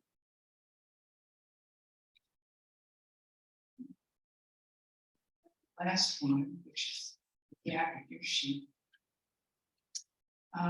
is really just wordsmithing, because in section 1 of Article 8 on nominations and elections, the section about the nominating committee, it refers to the chairman, and we are saying that we should refer to the chair. That's consistent with the rest of the document in the standard neutral and inclusive. So on behalf of the committee, I move that we approve these proposed amendments to the bylaws. This is sort of like our constitution. So. Thank you. Lindsay Joseph. Lindsay. Shall I go ahead? Sure, go ahead. All in favor? Aye. Opposed? Abstentions? Now you. Thank you so much, Alan. As she said, as Alan said, this is an important document. It's where we go every time we make a decision. We need to see what are the bylaws tell us. Because since 1952, people have been writing these bylaws for us, and they put a lot of time and thought into that. So thank you and your committee. I did not record the names of your committee members. Do you have? Aaron Octo, Lee McLaird, you might have said that. Okay, thank you both. Now, if you would please turn to page 17 in your program, because this is, we've completed the business that the league had to do today, and now we're going to do the fun part. You will see that on page 17, there's an award called the Past President's Award, and it describes it there. It's presented by the outgoing president to a deserving league member who's exemplified league principles with their time and talent. This award was invented by Kay Surgeon back in 1983, and you see there the list of all the people who have won, have been the recipients of this award across the years. We're fortunate today to have with us Joyce Kepke. Joyce, again, raise your hand, please. 2011, Roger Anderson. 2013, Shar Scherer. 2017, and Ellen Dalton in 2021. Thank you all for being here. Thank you for still working with me. And congratulations again on winning the support back in the day.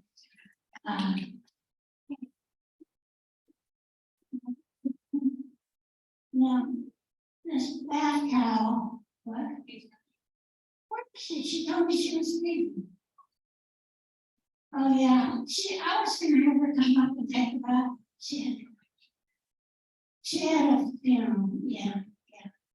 So, anyway, wrapped in this lovely bath is the, I didn't want anybody to see it. It's the plaque that will go to this year's winner, our recipient of this award. And I have someplace we can put this plaque so that the whole world sees it as it is. It goes home with the recipient, which is fine. But we'd like to have it somewhere. If you'll think of any place, that we could maybe hang the plaque, that would be very, very helpful. And just a minute, I don't have a two. Okay.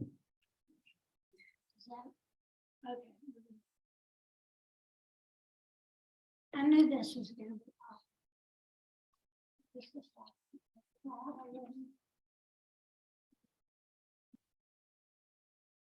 all right, this year's recipient will come as no surprise at all, because her name has been mentioned many, many times during this meeting. This person has served as president of the league twice. That narrows it down to very few people. Okay, but still with us today. She will volunteer and agree to do any position in the league that you ask her to do. Her most recent effort has been organizing our delegates to the convention and explaining to them what convention is about, coming back, helping organize the program. Are you on to me yet? Okay. One of my fondest memories of this one, I first became president, and you could say I was apprehensive. I would say I was terrorized. I was terrified. I was really nervous about being able to do it. And then somebody, Don Chenu, recommended that we have a program on honesty and education. And to do this program, you had to work with the state league. I know nothing about state league. I knew nobody down there. Lee McLaird happened to be sitting next to me. I said, Lee, will you do this program? She said, yes. Okay, so Lee agreed to do the very first thing I asked her to do, which was the most terrifying thing I had to do that particular week. So our winner this year is Lee McLaird.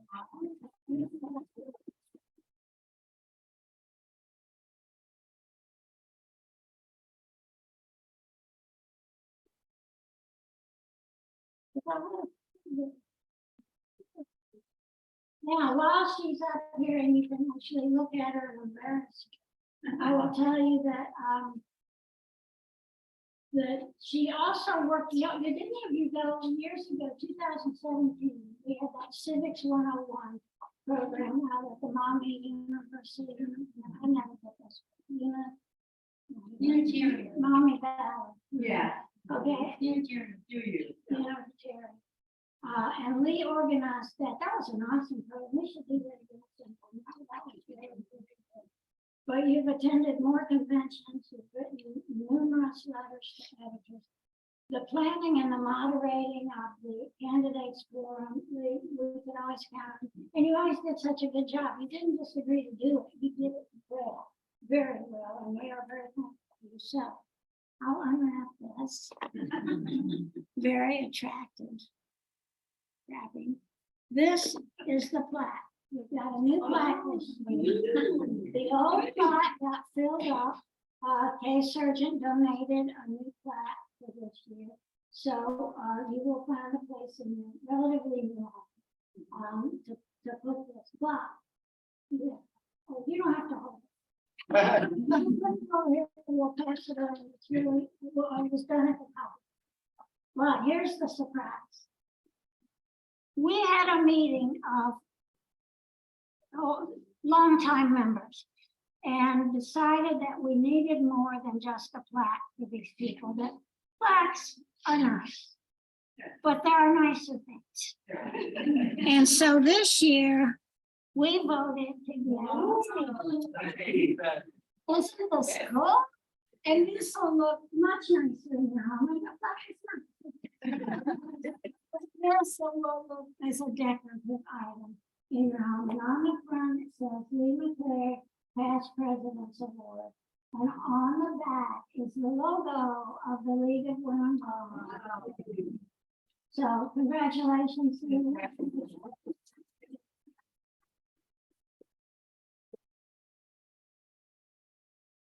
can't miss the opportunity. My mother was very active in the League of Women Voters. No, you should talk now. My mother was very active in the League of Women Voters too, and I have several plaques like this that she got over the years, that she was active in a variety of organizations, most of which were feminism, which just needed a little politics to keep them in here, like PTA presidents and stuff. And so now I've got my own list started. Thank you.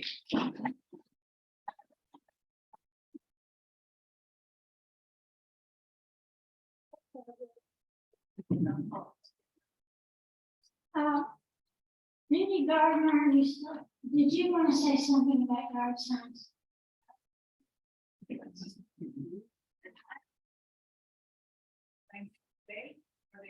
They're the vote no sign, right? I think that's what my understanding. All right. This week I will be picking up a number of that go, on August 8th. So if you're interested in, you will be interested. I will pass around the sign-up sheets. And I didn't ask. Well, I'll send out. Either deliver them.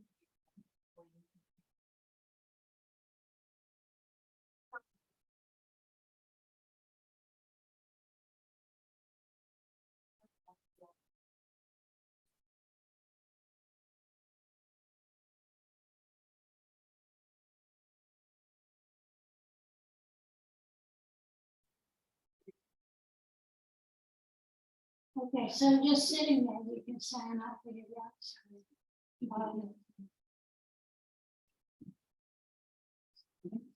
Yes.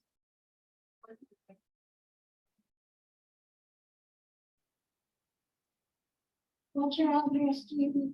521 West Coast. 521 West Pole. All right, while we're waiting for you to sign those, Flo, you weren't here for introduction, so would you please say, Flo Leonard? Introduce yourself. That's Flo, well, they're not bad.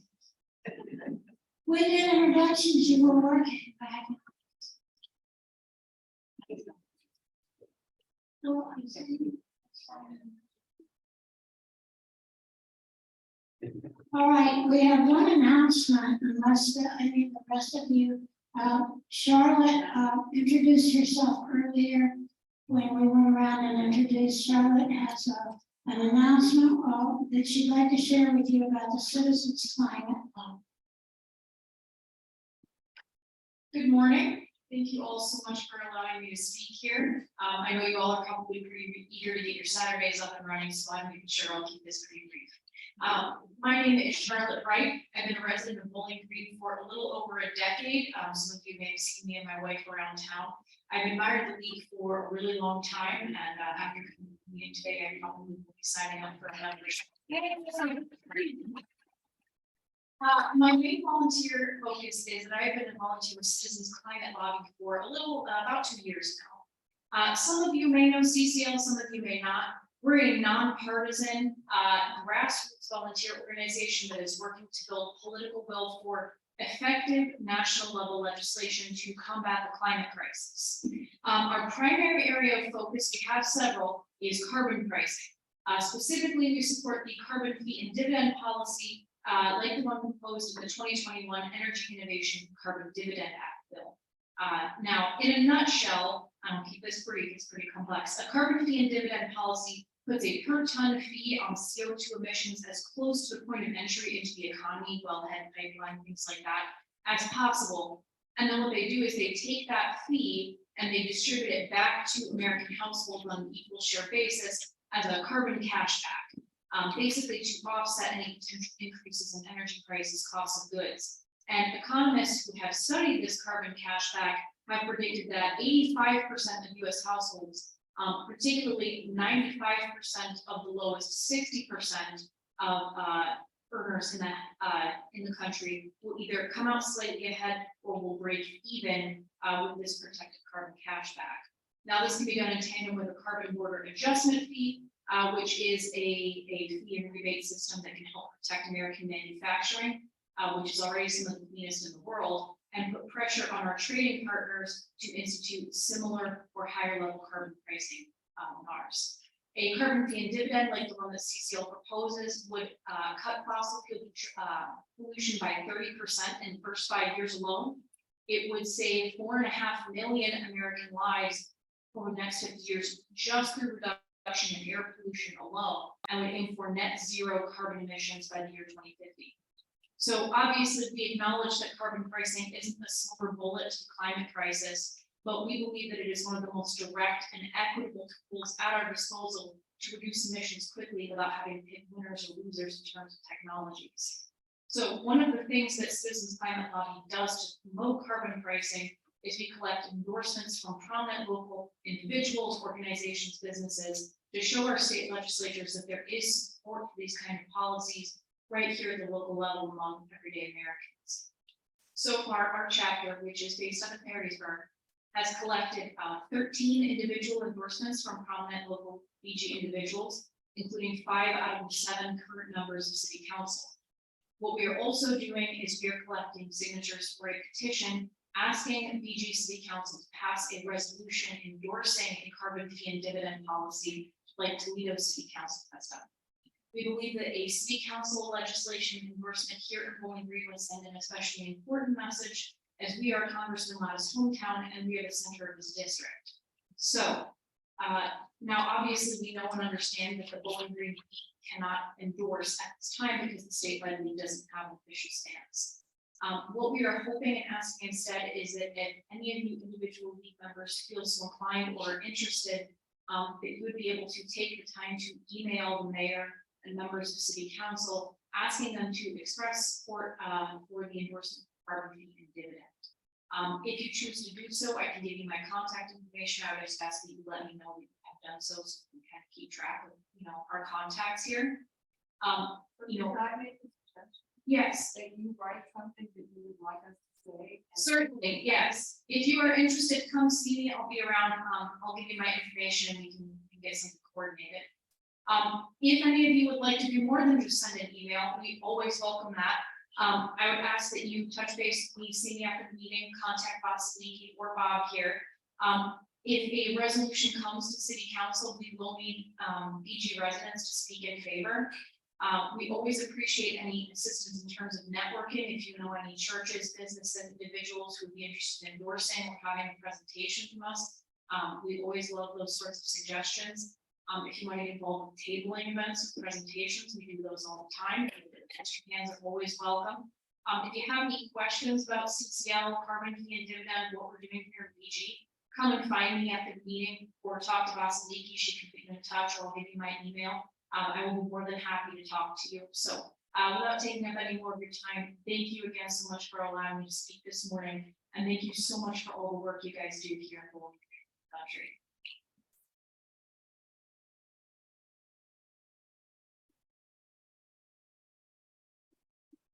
I think, were you suggesting, Ellen, that maybe I can get her contact information and just send it out to everybody? Or? With a suggestion. Yeah. The idea was that if you have a letter that the information and talking points, if the letter was prepared, then it would be much easier for us to send out this information to whatever people who campaign and make it.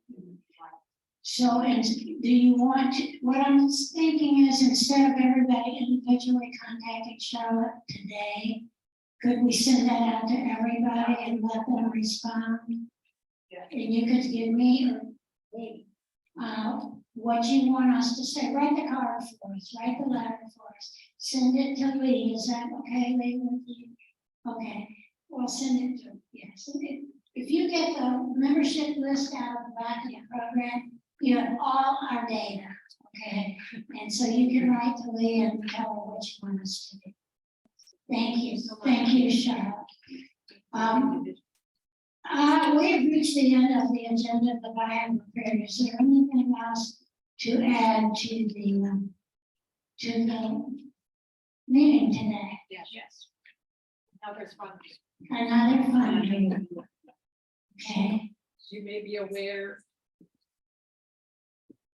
that those of you who are not on the board are not aware of this tradition, but those of you who have been on the board, we have a tradition of giving a gift to the outgoing president after she has given a gift, she or he has given a gift to somebody else. And so the board this year is following tradition.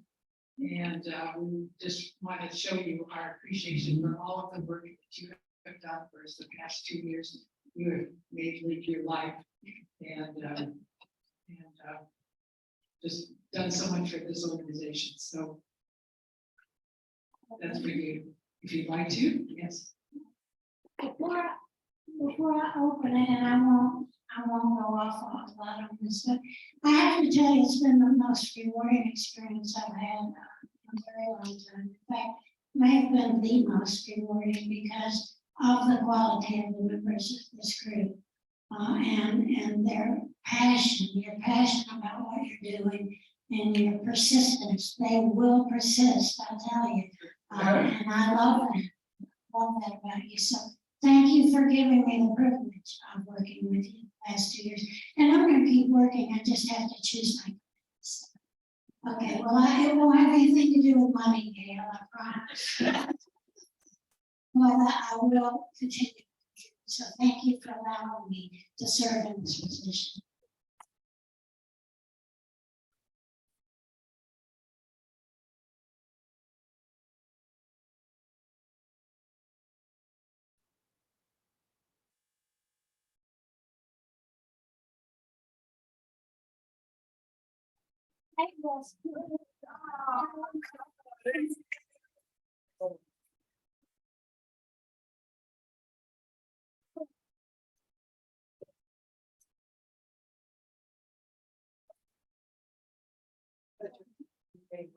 Reading about the weather. Oh, I know.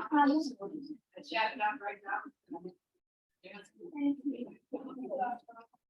Is there any more business to come before the group? Karen? Just to correction. Your membership list, that Dave Donnelly knows he lives in Peaksville. But that's my husband, and there are many times I wish he lived in.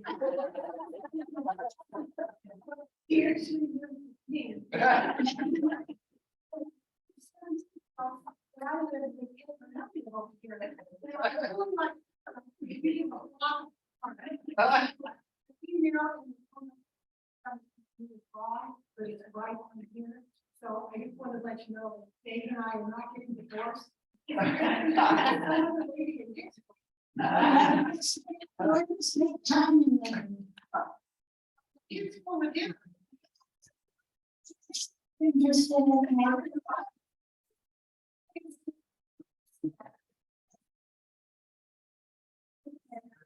Yes, Pat.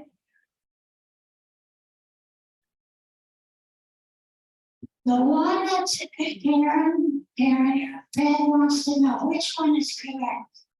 For what? For you. No, which the program or the list? 17 is wrong. The annual report is wrong.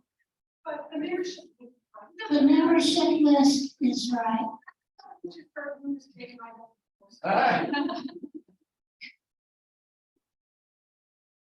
Yeah. Who do we think correction? I'd say send corrections to Amy Bullershot.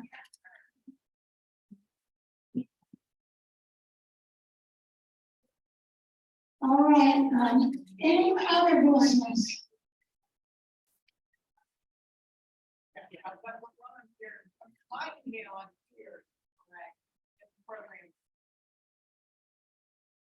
Okay, the Anne's email on the loose membership list is correct. Any other corrections or additions? Anything? Is there a motion to adjourn?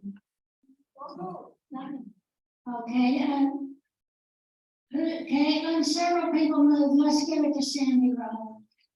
Okay, and Lindsay just said. Oh, never mind, I thought you.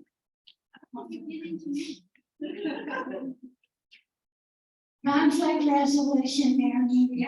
Second. Okay, thank you. Aaron just resolved. All right, we stand adjourned. Thank you.